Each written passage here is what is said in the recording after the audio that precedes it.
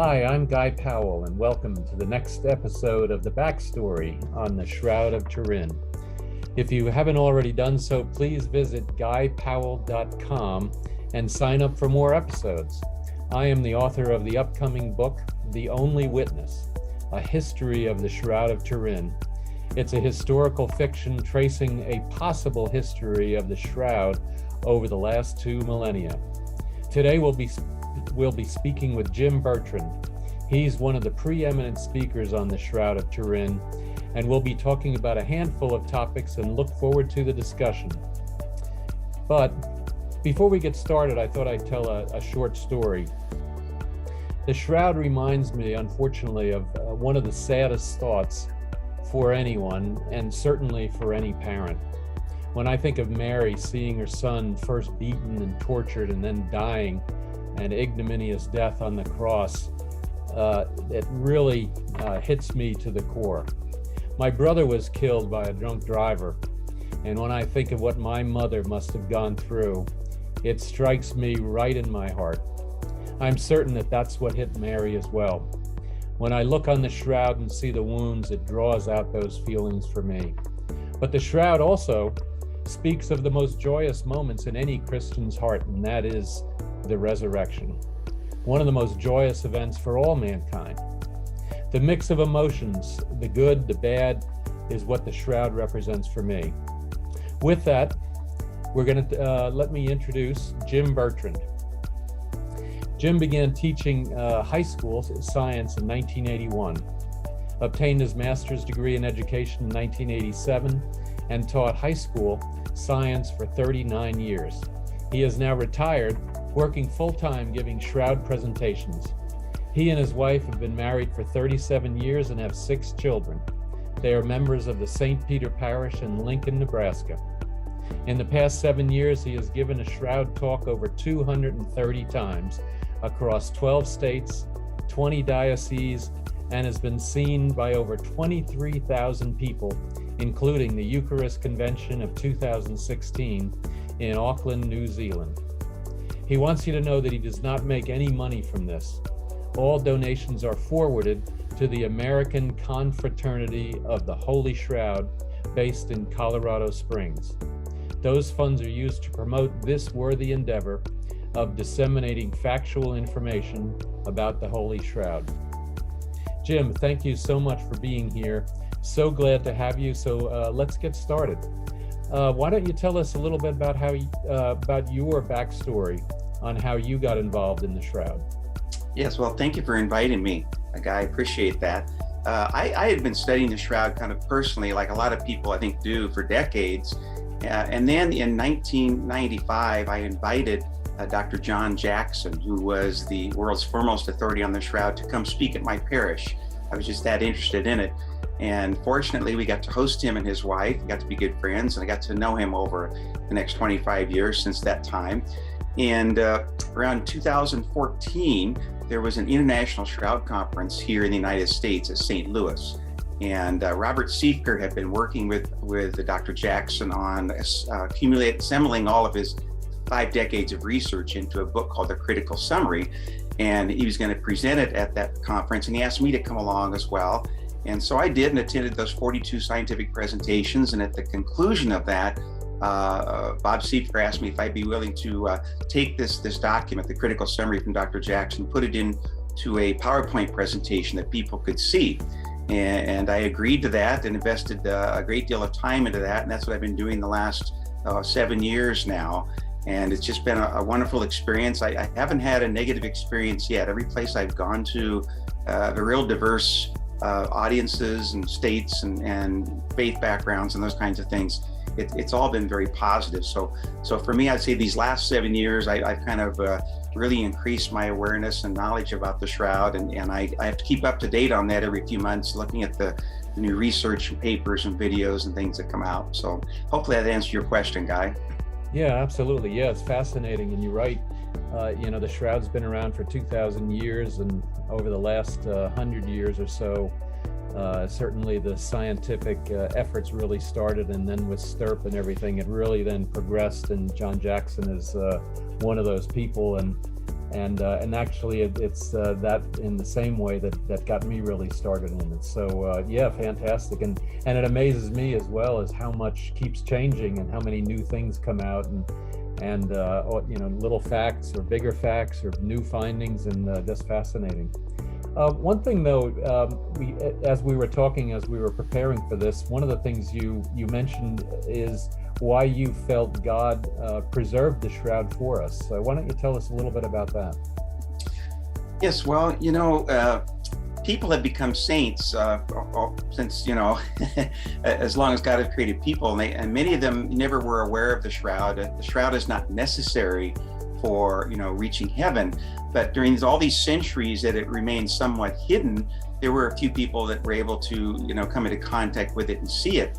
But now it just seems like ever since 1898, when that first photographic negative was taken, that the interest in the shroud really began. And the 20th century, 21st century, certainly a time of many skeptical people that are thinking that everything needs to be explained in a scientific way in order to be considered truth. And the fact that the more we study the shroud, the more coherent the story becomes, and it just gets stronger and stronger with time. So perhaps he's preserved it for the people of these times who would need that extra faith and reason mix to make that step of faith and trust in Jesus Christ and the resurrection. So the people of our time, perhaps, I think, are more receptive to the shroud from the standpoint that it does hold up so well in the light of scientific research. Yeah, and I think you're so right with that. And certainly these times, just with the divisions and things like that, there's got to be something that can hopefully get us past that and get us back to really thinking about what God means and what God can do for us. So how do you think an individual should feel about the shroud?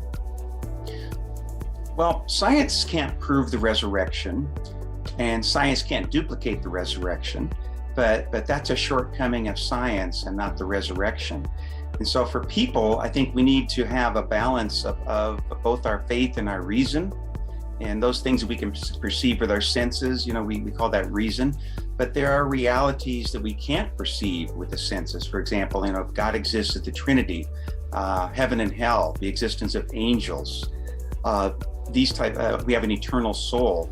Those supernatural realities we have to accept on faith, and that if we have an openness to both of those, I think we have a better view of reality. Because if a person's view of reality is just limited to the scientific world alone, then that's a very limited view of reality because of the higher supernatural, transcendental realities above that. So I guess that my answer to your question would be that people should see this as consistent with their faith and reason. If the shroud is not an artist's work, and Barry Schwartz has gone on record saying we've proven that it's not an artist's work because of many unique traits about it, superficiality being one of them, the 3D nature of it. And if it's not a natural process, then what's left? And that's where reason and faith join together in seeing the resurrection as an explanation for that. The shroud is an effect, and I believe the resurrection to be the cause. And there's a lot of study on what was the mechanism. If you look at that picture, the light areas on that were closest to the cloth, like right on the nose, the cheeks. And there appears to be a direct correlation between the cloth to body distance at the instant of image formation. And yet there's no side images. You don't see any ears on that. And so that would indicate perhaps that gravity may have been a factor in pulling it away from the sides because there's no side images. So light and gravity appear to be some factors in that. And regarding the light, that was discovered actually by an instrument made by NASA. NASA designed the BP8 image analyzer to map the surface of the moon, which is sensitive to light intensities, all right? And so this image gives us a 3D relief showing that it is sensitive to light intensities. And so we believe that somehow in the mechanism of how that image was formed, light intensity was a factor, because no other picture on Earth will give us a 3D relief when you look at it underneath the BP8 image analyzer from NASA. Yeah, it is just fascinating. And you mentioned one thing, you said science cannot prove the resurrection. but it also can't disprove it. And so it's kind of interesting how, here we have science, and yet in reality, all that science has done, you still have to have faith that that the resurrection is there, but it's also so much stronger and so much more meaningful than science.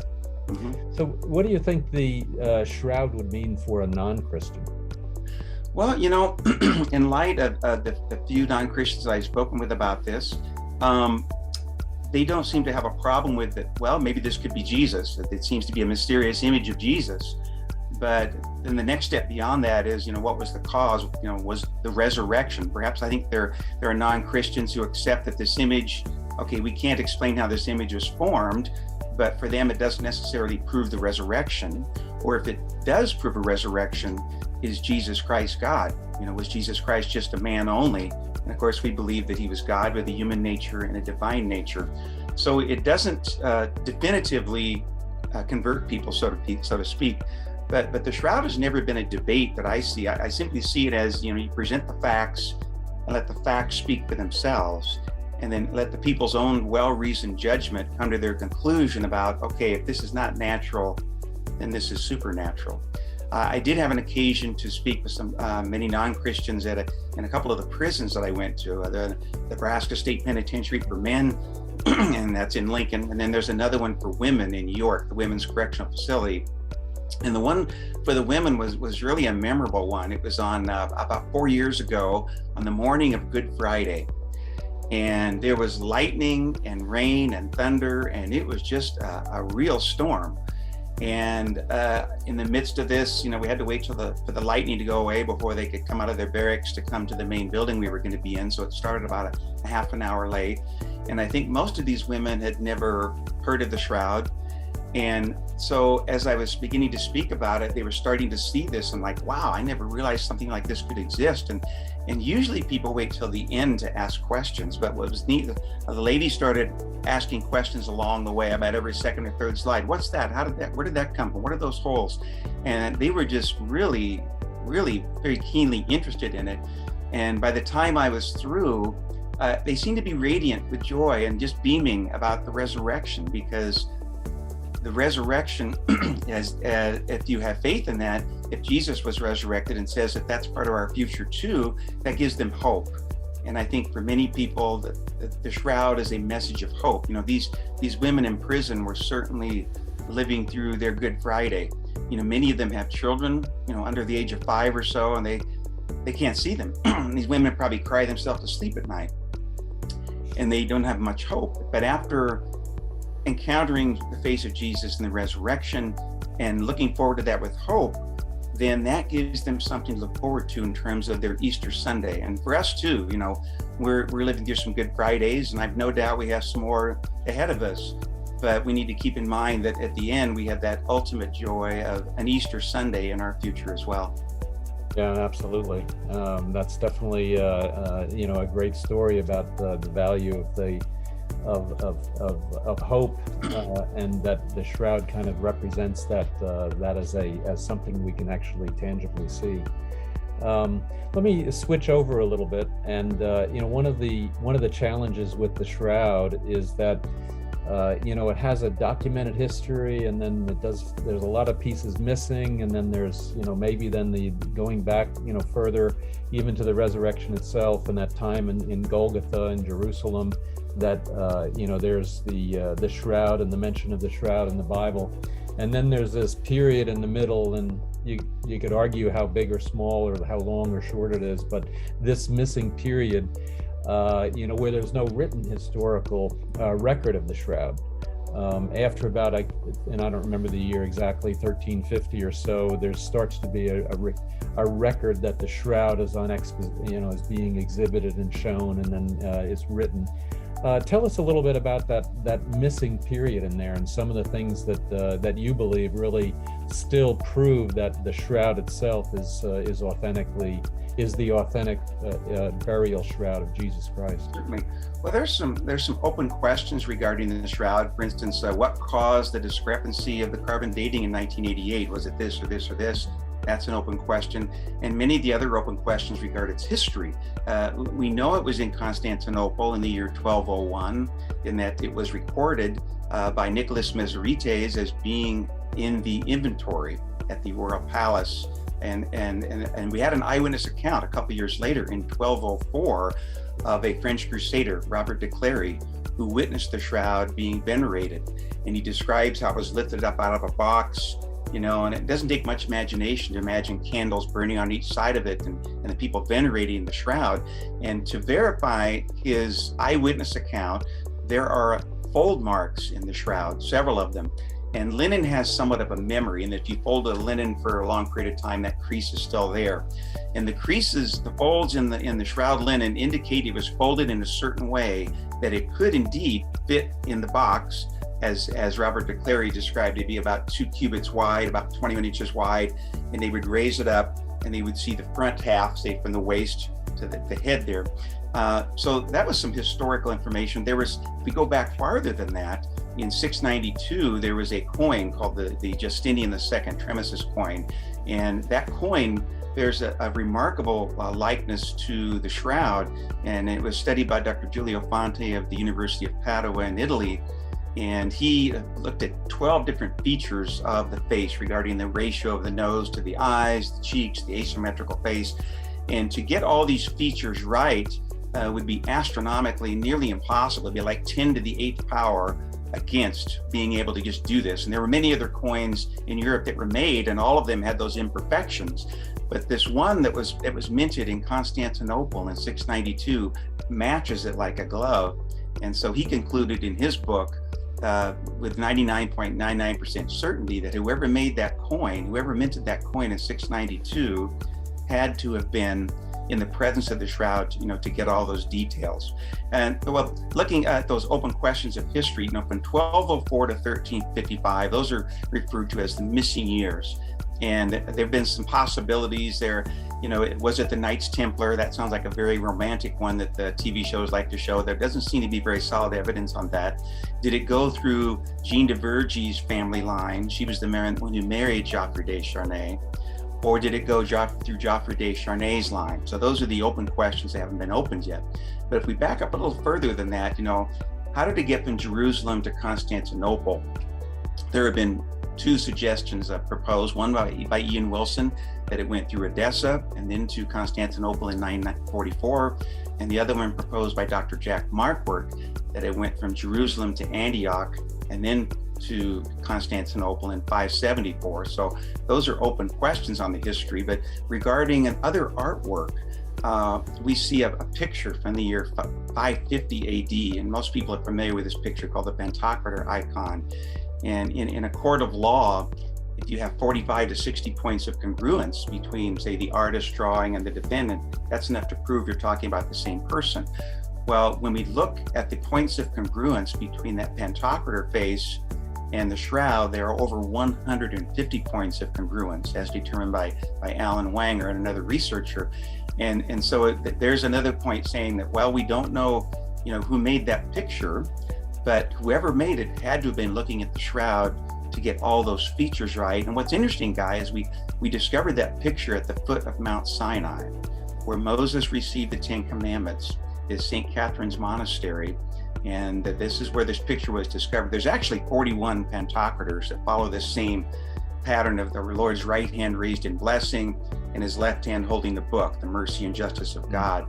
But the Pantocrator from 550 evidently was the prototype that all the other ones copied, and that has followed artwork down the centuries.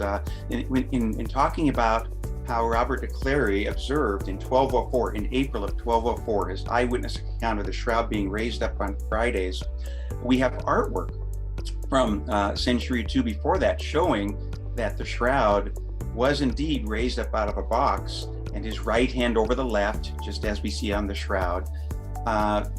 Very interesting details. They're called the Man of Sorrows icons, and these icons are numerous from those centuries. So artwork and some eyewitness account from Robert de Clary and coins and pictures and things definitely give a consistent, I think, view, a coherent view that the shroud was present in these early centuries, but we just didn't have a day-by-day tracking of it then. And if you think about it, people accept, let's say that they've recovered the bones of King Tut, right? You know, they got that these are the remains of King Tut. Nobody seems to question that, but we don't have a day-by-day accounting of it. But yet the evidence is enough that we're willing to accept that. And whereas the evidence on the shroud is under much greater scrutiny. But you know, when the STIRP team published their results in 1978, there were those 33 scientists that had 120 hours of access to the shroud. And for 3 years, they published their scientific information in scientific professional peer-reviewed journals across the world. And after 3 years, they made their final statement, so to speak. They couldn't answer the question, how was the image formed? But they did state these 3 facts, that there's no pigment or any type of stuff on the image-bearing fibers. There's just nothing there. It's just somehow yellowed in some way. And it's not the work of an artist, and this is not a natural process. And those 3 facts still hold up today after 40 years and after scientific scrutiny. And to me, that's a mark of good science, that those 3 things can still be stated, and they've withstood the test of time. Yeah, and I think, and I agree with you. It's kind of surprising to me that you have a written record, and that's kind of believed, but then you have a coin that, you know, had to have been the artist that minted that coin, that designed that coin, had to have seen the shroud to be able to mint that coin. Similarly with the Pantocrator, that artist had to have seen the shroud in order to be able to do that and make that painting. And so I always find it, I don't know, difficult to understand how an anti-shroudist, especially those that really believed in the carbon-14 testing that was done in the late 80s, how they can discount the proof of the coins, the art, and all of the other things that you mentioned, Robert de Clary and what have you, that they discount those and say, nope, it's 1260 to 1390 and it can't be anything earlier. I just have trouble with that. So sure. Yeah, go ahead. Yeah, I was going to say perhaps some people are just not aware of the data, and they think that we're just repeating things. But in fact, the data on that coin I can give you was that when Dr. Julia Fonte wrote this book, The First Century of Christ, the Shroud of Turin, First Century of Christ, one of the 12 features was the ratio between the eyes and the nose. And so from the middle of the pupil to your middle of pupil, that's considered a distance of 1.0. And the length of the nose comes out to be 1.8. That's on the shroud. Well, on this Tremesis coin, it is exactly a 1 to 1.28 ratio. All right. And you just don't get those things by accident. The facts on that kind of speak for themselves. And that's just one of the features. Right. And there were 12 of them. So perhaps people that doubt it maybe aren't aware of the objectivity that has gone into this. And another thing about the shroud is that for people that their faith rests on the resurrection, we don't have to have the shroud be authentic. Yeah. You know, if the shroud were suddenly declared that it wasn't authentic, it would not affect my faith one iota, because my faith rests on the resurrection. But the fact that the shroud is so consistent with that certainly makes it easy to see faith and reason together. But if the shroud were proven to be not authentic, we could afford to be wrong on this. Yeah. Yeah. But for the person who doubts the resurrection, they can't afford to be wrong, because if it is authentic, then you have to make a choice on how you're going to live your life. And it's a wonderful open opportunity to see heaven, eternity, and a loving Savior that we have that has suffered so much for us. And so, you know, I'm sure God has his reasons for doing things, but for me, that's one thing that I see with it. Yeah, and I agree with you about the faith and the questions. And I always think of the upper room and Thomas saying, I won't believe until I can stick my fingers in the wound and in the, you know, the holes in the hands and wrists, and yet you know, it's that, you know, I won't believe until I see. Even him, you know, early on with the apostles, it must have been just so eye-opening, and to see Jesus coming through the door or through the wall, however he got in there. And then to have him, you know, be seen in other places by the thousands, and then on the road to Emmaus, and what have you. Just fascinating. So anyway, one other thing that I thought would be interesting and is the face cloth of Oviedo. Maybe you could talk a little bit about that. Sure. There's another cloth that's about 33 inches by 21 inches that has a series of blood stains and fluids on it. And it is currently in Oviedo, Spain. It has been there since at least 714 AD. And in studying this Sudarium, tradition has said that it came out of Palestine in about the year 611 when it was being attacked by the Persians, I believe. And to escape that, it was taken into Spain. And when we compare that, and it was always revered as the faith cloth that had been on Christ when he was crucified. And some people wonder, well, how can that be? Well, after Jesus had expired on the cross, he's dead there, and his blood is dripping out of his eyes, his nose, his mouth, his ears. And in Jewish culture, blood is considered part of the body. And so it would be entirely consistent for them to take a head cloth of some type and wrap it around his head to preserve that blood, so that when he's taken to the tomb, the blood goes with him and his whole body is there, so to speak. And so you don't see any image on this cloth, but when we look, imagine this cloth being on his head for a matter of, who knows, 10, 15 minutes, whatever, from the time he's taken down from the cross and carried to the tomb, and then that head cloth is set aside.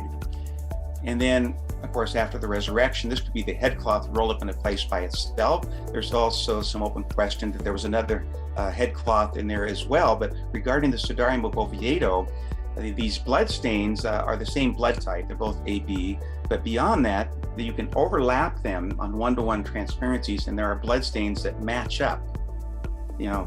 And there's also travertine aragonite soil, which is found in Jerusalem and only a handful of places on earth, on the nose from the shroud. It's also found in this head cloth. And we also find pollen grains from Jerusalem that are unique to Jerusalem on this head cloth. And so this is considered first-class scientific information. That is, it's accepted by the scientific world that head cloth, the Sudarium, and the shroud had to have wrapped the same person at the same time to get those consistencies. Yeah, absolutely. And it's funny how the shroud gets a lot more exposure, so to speak, to people like us, and the Sudarium a little bit less, and yet the two really go almost hand in hand in terms of potentially, and certainly I believe, and I think you do too, that both of them that were there in the tomb and were there during Jesus' resurrection and at that particular moment. But you did mention something as well, this concept of mechanically transparent. Tell us what you mean by that and how that applies to what we're talking about. Sure. Well, what does mechanically transparent mean? Well, how can we recreate the resurrection? Well, we can't recreate the resurrection, but if at the instant of the resurrection, light and gravity were somehow involved with putting as a mechanism, perhaps the cloth collapsing through the body would have been what that scenario may have looked like. And this body that the cloth collapsed through, we call that mechanically transparent. It's no longer supporting the cloth. And so imagine this, the cloth over the person's nose, and as it collapses down through the body, it pulls out at the sides. And so you have no side images, because anything that was more than a few millimeters away from the body does not show up on the shroud. And so this idea of something being mechanically transparent is something we're familiar with.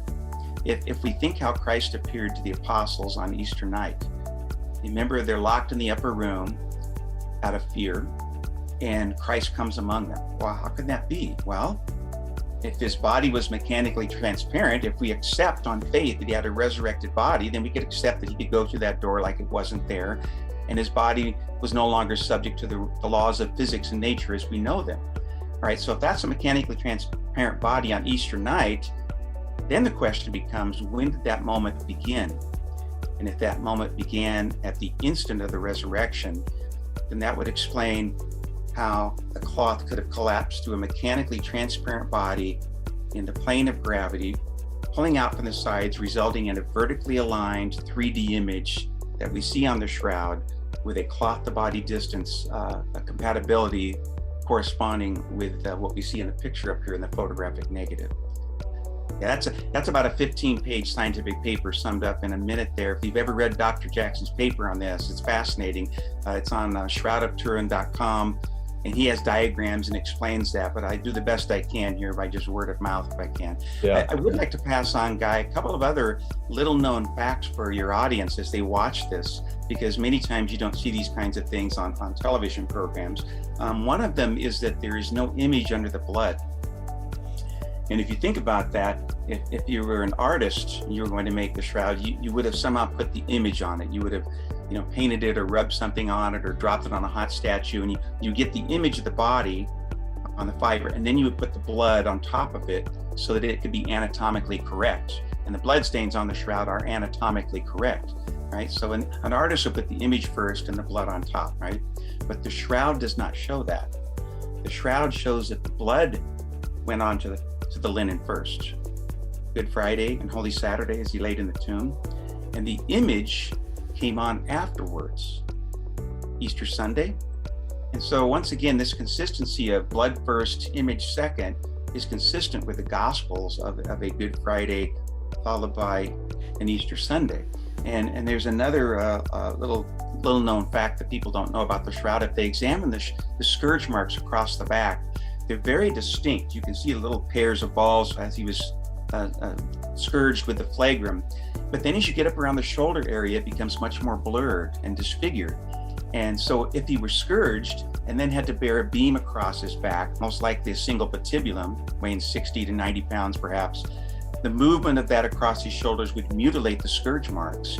And so the fact that we see clear scourge marks on his back and blurry scourge marks across his shoulders is also consistent with the Gospels of a scourging followed by having to bear a weight across his shoulders. Well, and that's one thing too, is how consistent the shroud is to the accounts that are in the Gospels, in terms of the crossbar. What did you call it? The tibulum.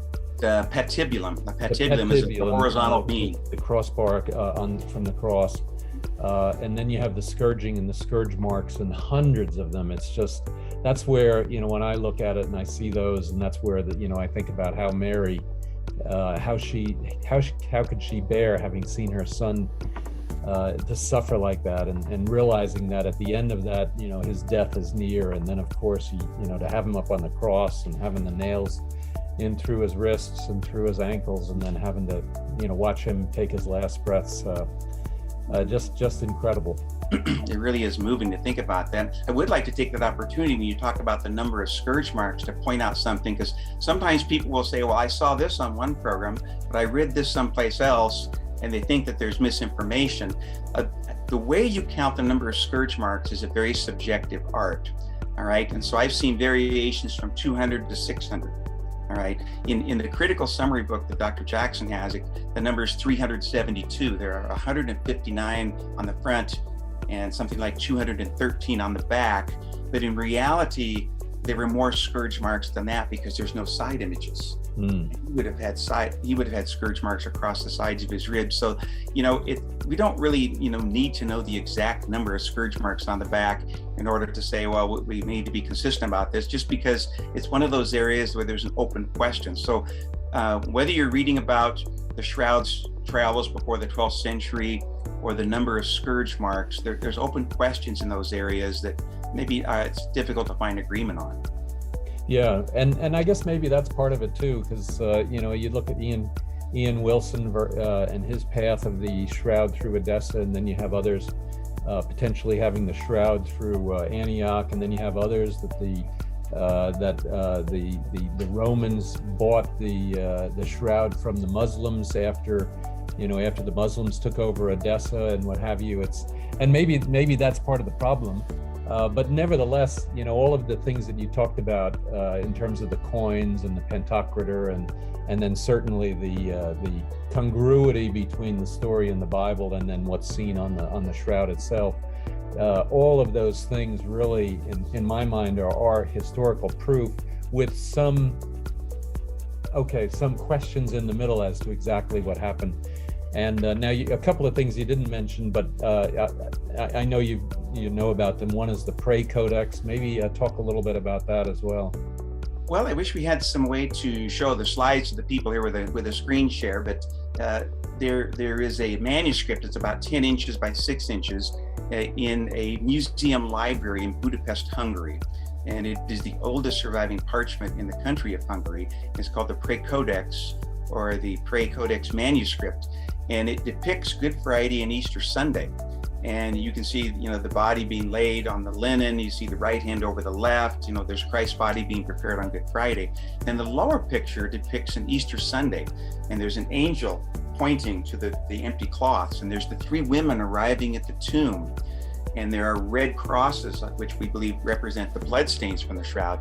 But there's 2 other details in that picture that point to the fact that whoever made this picture, and by the way, it was recorded on their inventory in the year 1192. It was made sometime prior to that. Who knows if we're talking 10 years or a century before that. And inside the picture, there's details showing the 3-in-1 herringbone weave. And the shroud is a very unique type of weave. You just don't find the 3-in-1 herringbone weave on linen. It's very, very rare. It's never been found in Europe in linen at any time in history, but it was present before, during, and after the time of Christ, this Jewish weave with the 3-in-1. And then inside, there are these holes that are shaped like a backward 7. And we find these on the shroud in 4 locations. And we can tell how the shroud is folded because they're like mirrors of each other. Okay, so we know, okay, these were folded together and then it was folded together this way. And we know that when you fold it this way, the shroud would be 4 cubits by 1 cubit, which is about 7 feet by 21 inches. And it fits very neatly over an altar. And these 4 holes show up right in the middle. Mm-hmm. And it's been suggested, and reasonably so, in 2002, I believe, that perhaps that there was some incense in a bowl, and the shroud is being venerated on an altar, and 4 large pieces and 15 or 20 smaller pieces fall onto the shroud. They'd be brushed away quickly, but it would take less than 3 seconds for them to burn through 1.3 millimeters. That's 4 layers of shroud. So we believe those holes were put because it was on the altar.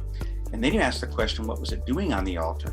Well, in the Catholic Mass, in all 29 rites, and in all 15 rites of the Orthodox Church, there is a linen that is folded and is used on the altar for the consecration. And this dates back to the 1st century, in that the Holy Mass is the sacrifice of Christ. And we believe that Jesus rose from the shroud, and we receive the living God. We don't receive a dead Jesus in communion. We receive the living God, and that the linen that we have on the altar for Masses today goes back to that shroud of the resurrection on Easter morning. Yeah, it did. And that is a fascinating story, and it's interesting how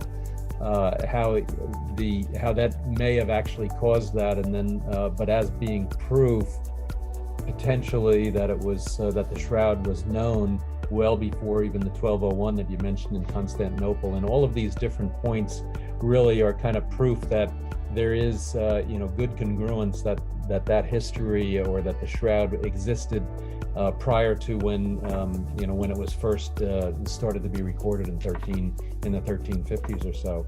One Yes. thing you mentioned, if you don't mind me kind of changing the subject a little bit, for me, the book of Isaiah is incredible in its foretelling of the New Testament, basically, and of Jesus Christ. And one of the verses that you mentioned in one of your talks is Isaiah chapter 50, verse 6, and I'll read it. It's, "I offered my back to those who beat me, my cheeks to those who pulled out my beard.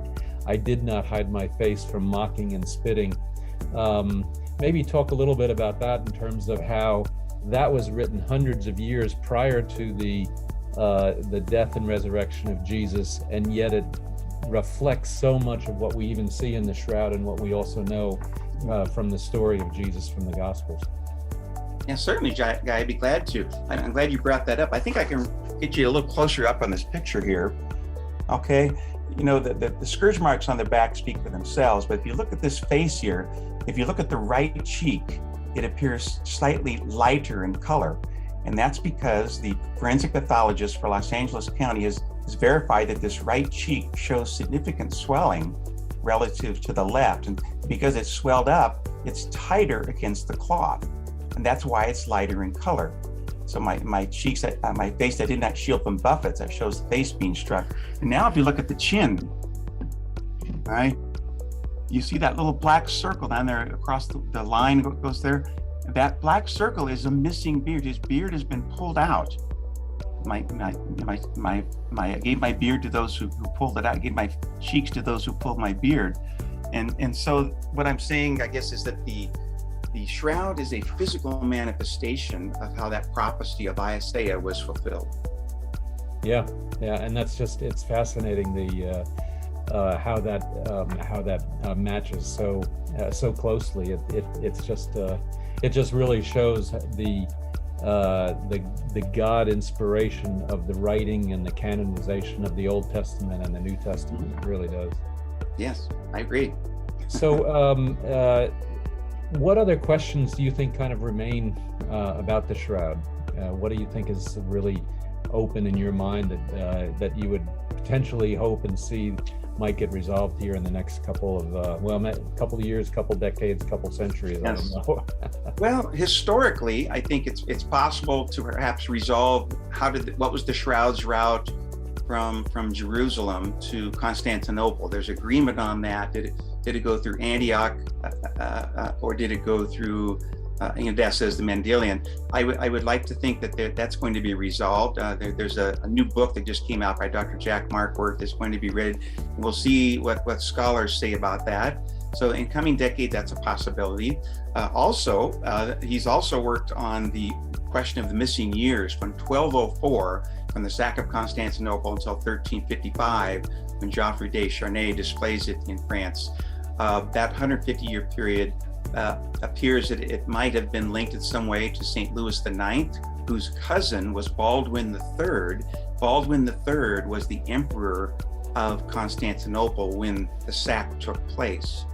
And it's possible that it could have gone that route, and basically through Geoffroy de Charnay's family. So I think those two historical questions would be nice to be answered. I'm not sure if we'll get the one on, okay, so we know there was a persecution in Jerusalem in 44 AD, and was that the time when Peter may have brought the shroud with him? Because the lost gospel of the Hebrews that's shared with us by St. Jerome states that the high priest brought with him, the linens.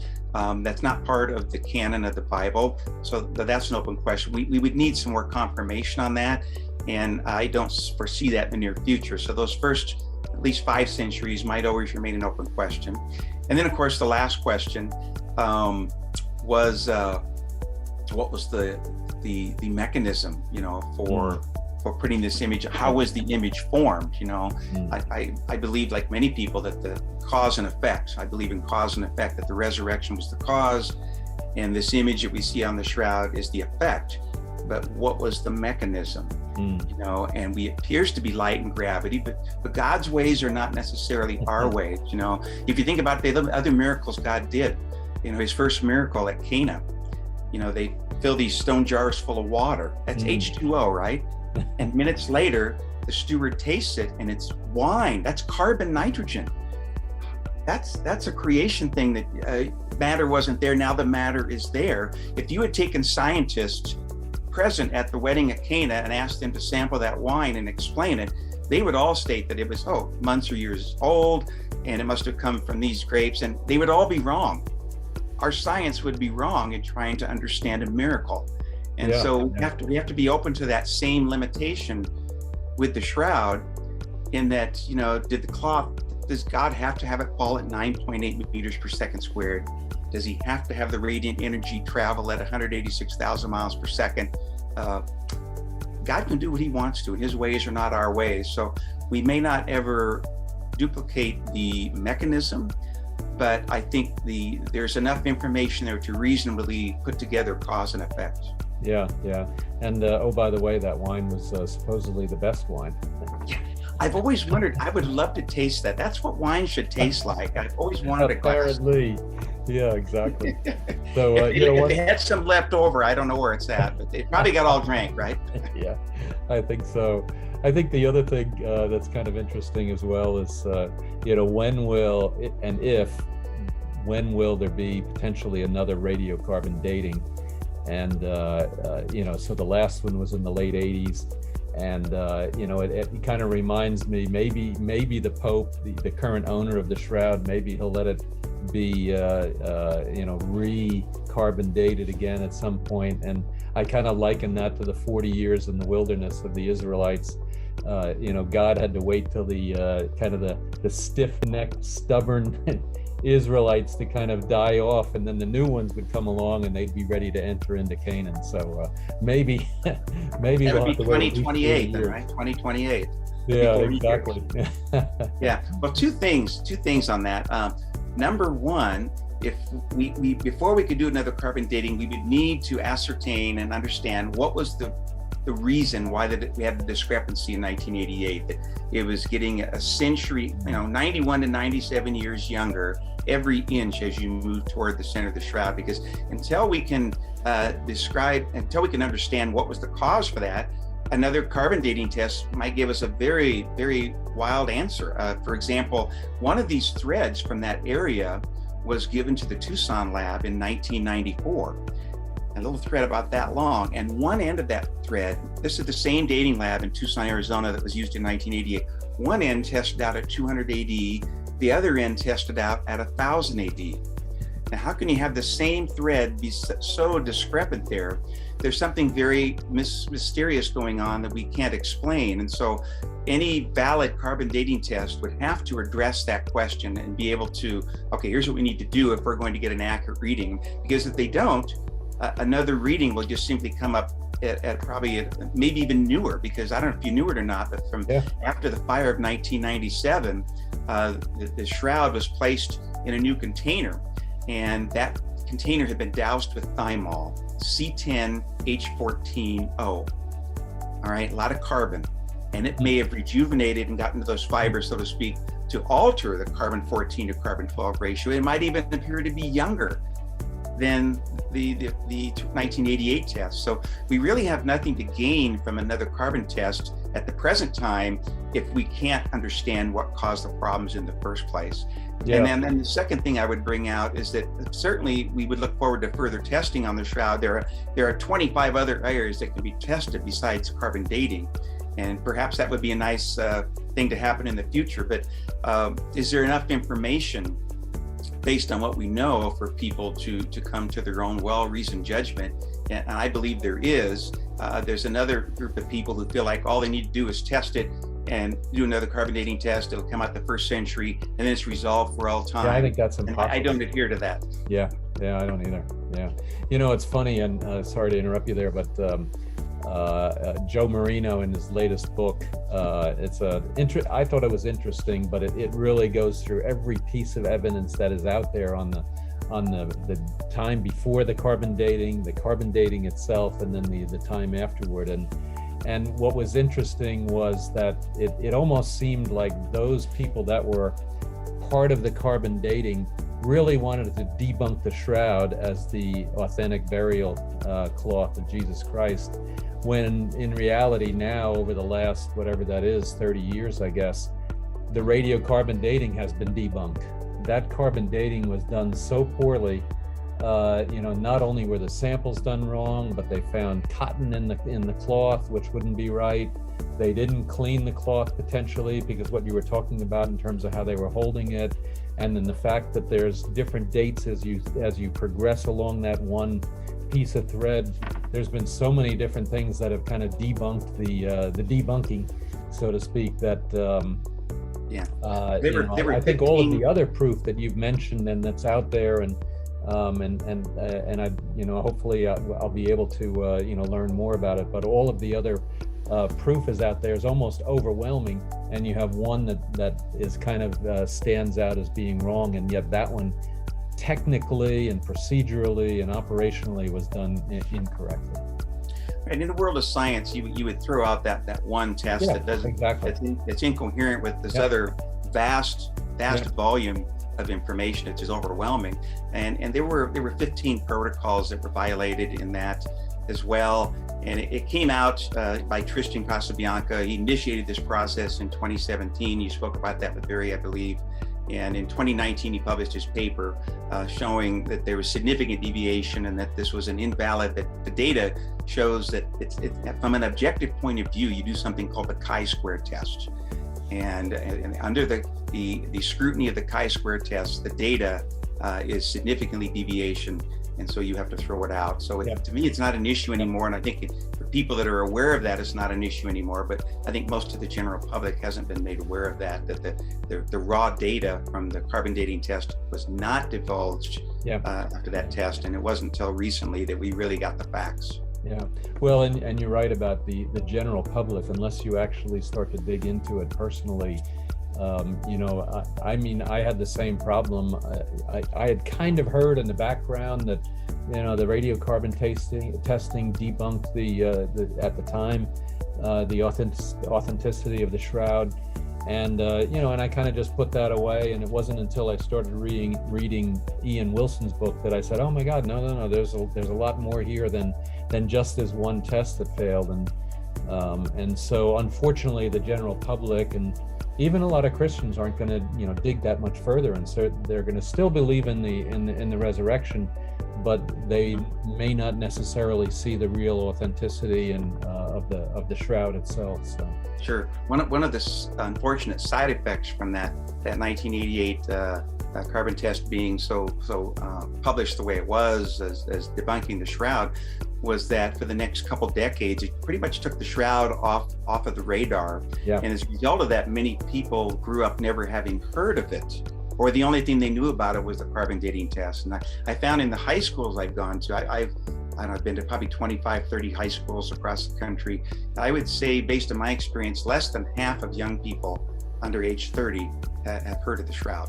And that's a direct casualty from that fiasco carbon dating test of 1988.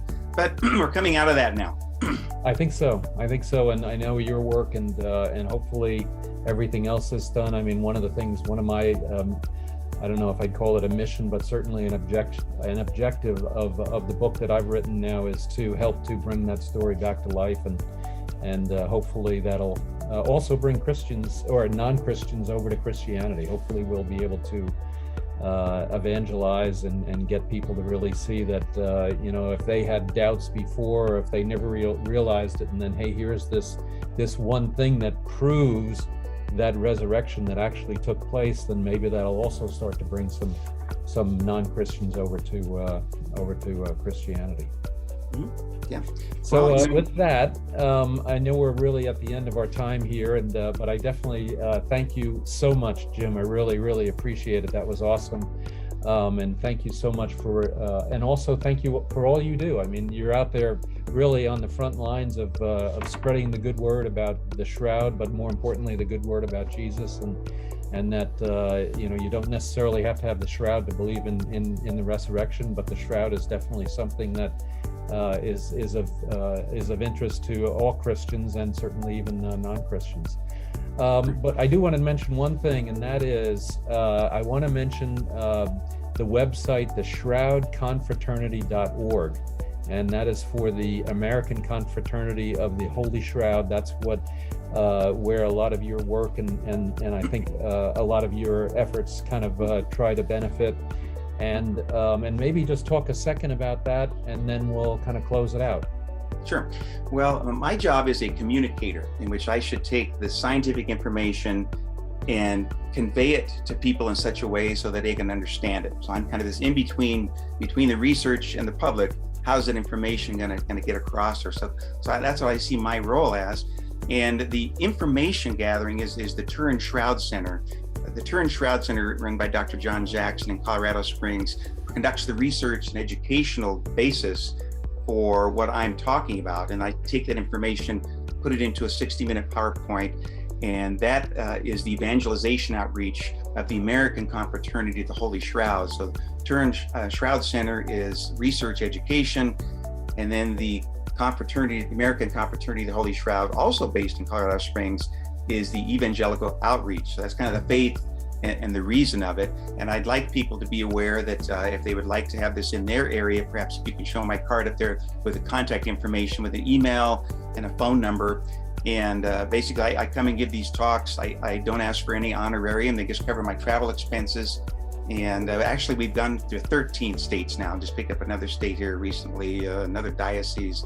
So I'll go outside the state if people wish to see this presentation there. And I bring an actual replica of the shroud. And the company that makes these from Barry Schwartz, they tell me there are fewer than 50 of these in the world. EWTN has one. There's one in New Mexico. There's a museum in Shreveport, Louisiana that has one, St. John Birchman's.